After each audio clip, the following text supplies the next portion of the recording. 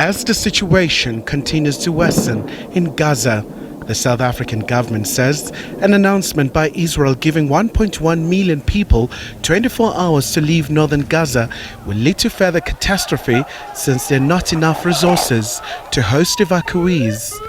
Palestine ambassador in South Africa, Hanan Gerard, says they are facing a tragic situation. As far as Israel admitted that it has dropped more than 6,000 bombs on Gaza alone, we are talking about 300 kilometers squares in that small area, killing more than 1,700 Palestinians, injuring more than 7,000 Palestinians. More than 400,000 Palestinians have been displaced from their homes, sheltering now in 92 UNRWA schools. There is no electricity supplies, no food supplies, no water supplies.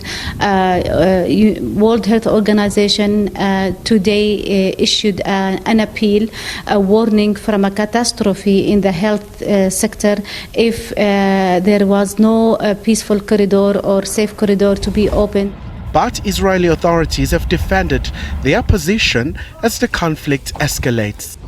It's a war that was forced on us by a brutal, inhuman terror organization. Since Saturday morning, we see the immense support by the international community. The South African government is also following on the confirmation that some South Africans died in the raging battle in the Middle East. We have been notified that 2 South African nationals have died in this ongoing conflict between Palestine and Israel. The verification process is currently underway because one of the individuals is reported to have an Israeli ID number.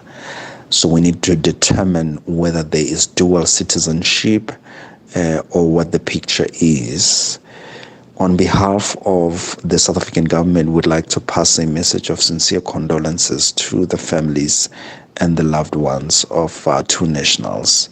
Our missions in Ramallah and Tel Aviv are coordinating efforts and also rendering consular assistance and services to the families of our nationals. Meanwhile, both sides have touched on the contentious issue around the atrocities that were committed by Hamas. When you say no evidence, I find that quite an interesting question. They are so proud of what they did.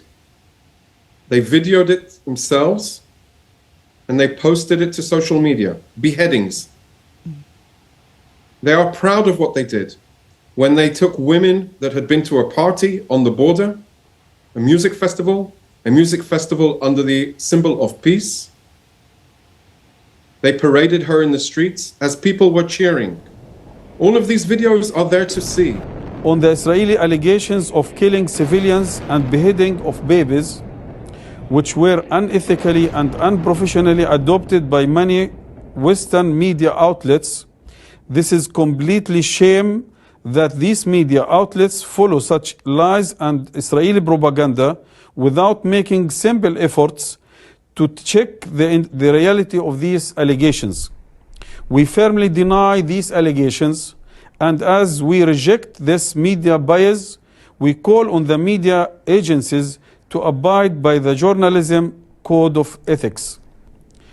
11th, in connection to this bias, we totally reject the racist speech by U.S. President Joe Biden, who adopted crystal clear lies against our resistance and who blindly followed the Israeli allegations and propaganda that were refuted even by many U.S. media. Kylie Kumalo, SABC News, Pretoria.